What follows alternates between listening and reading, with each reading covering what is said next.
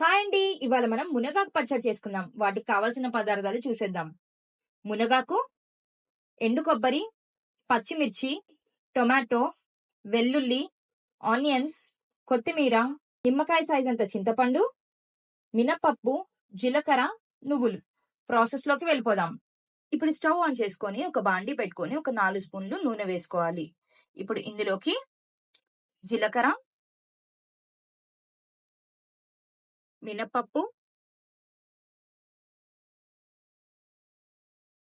వేసుకొని ఒకసారి కలిపేసి కొద్దిగా ఫ్రై అయ్యాక ఒక 8 వెల్లుల్లి వేసుకుందాం. ఇప్పుడు దాన్ని కూడా కొద్దిసేపు ఫ్రై చేసుకుందాం. దీంట్లోకి పచ్చిమిర్చి, ఇప్పుడు ఇందులోకి నువ్వులు కూడా ఒక కప్పు వేసుకుందాము. ఇప్పుడు ఒక టొమాటో, అలానే చిన్న ఆనియన్స్ 3 వేసుకుంటున్నాము. దీన్ని కూడా కొద్దిసేపు ఫ్రై చేసుకుందాం. కొద్దిగా వేగింది కదండి. ఇప్పుడు ఇందులోకి ఎండు కొబ్బరి ఒక కప్పు వేసుకుందాం. ఇప్పుడు దీన్ని కూడా కొద్దిసేపు ఫ్రై చేసుకోవాలి. ఎంత బాగా రోస్ట్ అయితే అంత పచ్చడి అంత బాగుంటుంది అన్నమాట. ఇప్పుడు ఇందులోకి కొత్తిమీర కూడా వేసేసుకుందాం. కొత్తిమీర కాడలతోనే వేసేసుకోవచ్చండి. దీన్ని కూడా కొద్దిసేపు ఫ్రై చేసుకుందాం. మునగాకు కూడా వేసేసుకొని 5 నుంచి 10 నిమిషాల వరకు మూత పెట్టుకొని మగ్గించుకుందాం.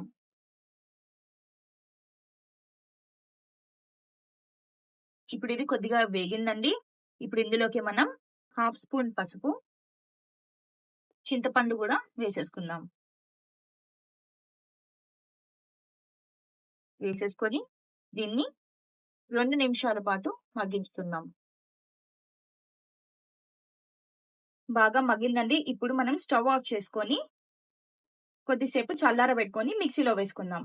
చల్లార్చుకొని పెట్టుకున్న మిశ్రమాన్ని ఇప్పుడు మనం మిక్సీలో వేసుకొని అలానే కల్లుపు కూడా వేసుకొని మిక్సీ పట్టేసుకుందాం. ఇలా కొద్దిగా నీళ్లు పోసుకొని మిక్సీ పట్టుకుందాం. మునగాకు పచ్చడి రెడీ అయిపోయిందండి. ఎంతో టేస్టీగా ఉండే ఈ మునగాకు పచ్చడి హెల్త్ కూడా చాలా మంచిది. మీరు కూడా ఖచ్చితంగా ట్రై చేయండి. ఇలా వేడి వేడి అన్నంలో పచ్చడి వేసుకొని నెయ్యి వేసుకొని కలుపుకొని తింటే చాలా బాగుంటుంది.